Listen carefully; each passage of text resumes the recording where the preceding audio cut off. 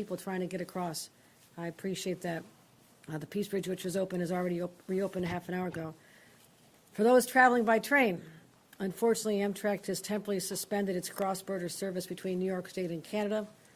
And the Buffalo Airport, despite early reports, the Buffalo Airport was never closed and everything is normal. Domestic flights are still active. There has been no cessation in service there.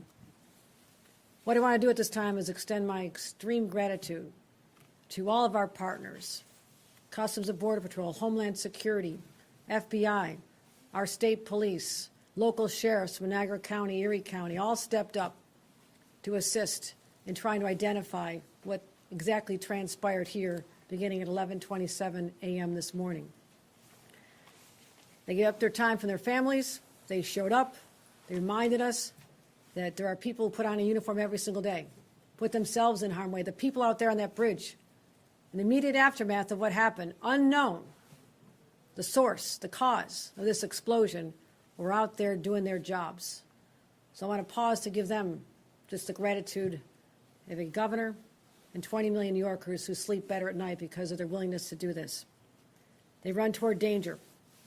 They should be with their families today, but they will not be. This investigation will go on for a number of days, and that's why we will not have any further answers at this time as to the individuals involved, the deceased, any motivation, and there's a lot of unanswered questions. But at this time, we just need to dial down the temperature right now, and that's what I plan to do as governor. Just let everybody know all is well. We're investigating. More information could arise, but based on the preliminary investigation, no sign of terrorist involvement in the horrific explosion that occurred here in Western New York. Any questions? Governor Hochul, can you explain what you're basing that determination on, that there was no terrorist activity here, and instead calling this a horrific accident? That's based on my briefings with experienced law enforcement, with the FBI, Homeland Security, and the Customs and Border Protection. They brought experts.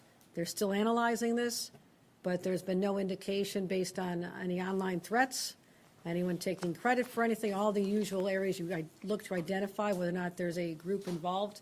At this time, you're going to hear me say this at this time, right, a dozen times, because it is still unfolding, but I didn't want to leave the public with a lot more anxiety than they need to have at this time. So I just want to be perfectly clear, there is no evidence to show at this time that this was a terrorist activity.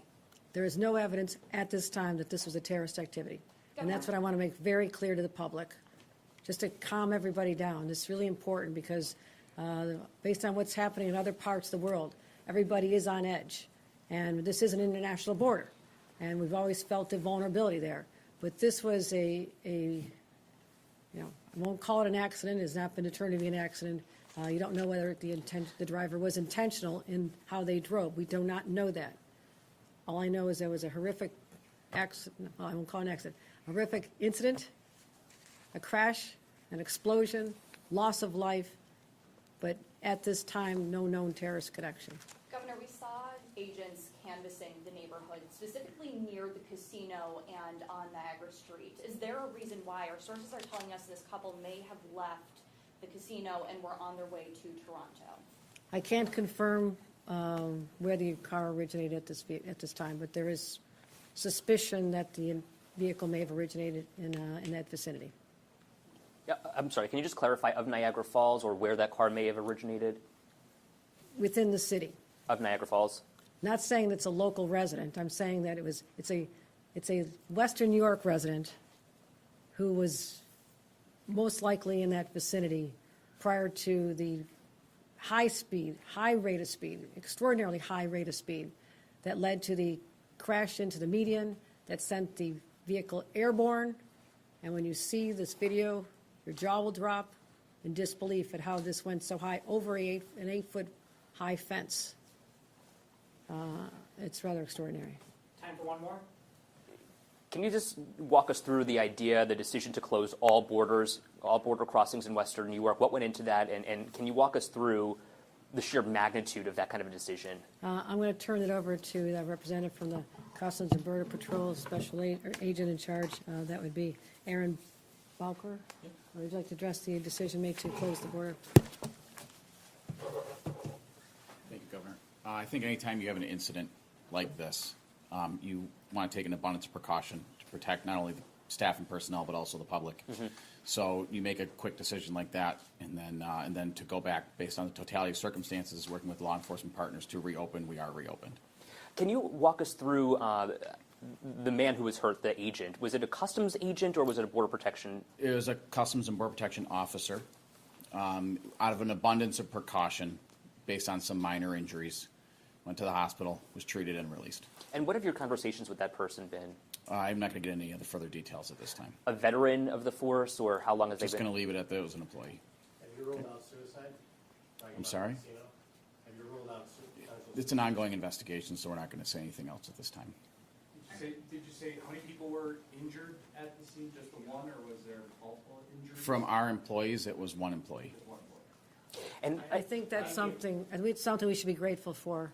When you look at the scale of the scene, of how far the pieces of this vehicle exploded and scattered, the fact that other people in other vehicles, and there's been some damage to other vehicles, I mean, you can imagine the lines were long, many booths. This was not an isolated late-night occurrence. This is the busiest travel day of the year at 11:27 in the morning. People are on the road, so it was a very congested area, and thank God there was no one else injured. It could have been much more cataclysmic, and so, but thank you all for coming out. I appreciate your attention and helping us let the public know to dial back the anxiety associated with this event. Thank you. Thanks, everybody. Mr. Bowker, really quick, are the booths secure?